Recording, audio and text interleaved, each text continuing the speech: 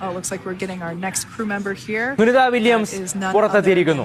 സുനിത വില്യംസിനെ Dragon Freedom പേടകത്തിൽ നിന്ന് പുറത്തിരിക്കുന്നു. ഒരു കുഴപ്പവുമില്ല, കൈവീശി കാണിച്ചുകൊണ്ട് തനിക്ക് ഒരു കുഴപ്പവുമില്ല എന്ന് ഓർമ്മിപ്പിച്ചുകൊണ്ട് ഇപ്പോൾ സ്വയം എഴുന്നേറ്റ് നിൽക്കാൻ ശ്രമിക്കുകയാണ് എന്ന് തോന്നുന്നു. എന്തായാലും അതെ, സുനിത സ്വയം എഴുന്നേറ്റ് ആ പ്രത്യേക സ്ട്രക്ചറിലേക്ക് കയറി ഇരുന്നിരിക്കുകയാണ്. ഇനി മെല്ലെ അവരെ അവിടെ നിന്ന് മാറ്റും. ഇനി കുറച്ച് ദിവസം നേരെ പോകുന്ന ആശുപത്രിയിലേക്കാണ്. അവർ 4 പേരും കൊണ്ടുപോകുന്ന ആശുപത്രിയിലേക്ക് തന്നെയാണ്. വൈദ്യപരിശോധനകൾ പൂർത്തിയാക്കേണ്ട തിരിച്ചതിന് ശേഷം അങ്ങനെ സുനിത വില്യംസ് തിരികെ ഭൂമിയിലേക്ക് എത്തിയിരിക്കുന്നു. സുനിത വില്യംസ് 9 മാസത്തെ ബഹിരാകാശ ദൗത്യത്തിന് ശേഷം വീണ്ടും ഭൂമിയിൽ. ആരോഗ്യത്തിനൊന്നും ഒരു പ്രശ്നവുമില്ല, പ്രചാരണങ്ങളെല്ലാം വെറും പൊള്ളയായിരുന്നു എന്ന് തെളിയിച്ചുകൊണ്ട് ഒരു കുഴപ്പവുമില്ലാതെ അന്താരാഷ്ട്ര ബഹിരാകാശ നിലയത്തിന്റെ കമാൻഡർ സ്ഥാനം കൈകളിലെ സുനിത വില്യംസ് ഇതാ ബുച്ച് വിൽമോറും പുറത്തെത്തിയിരിക്കുന്നു.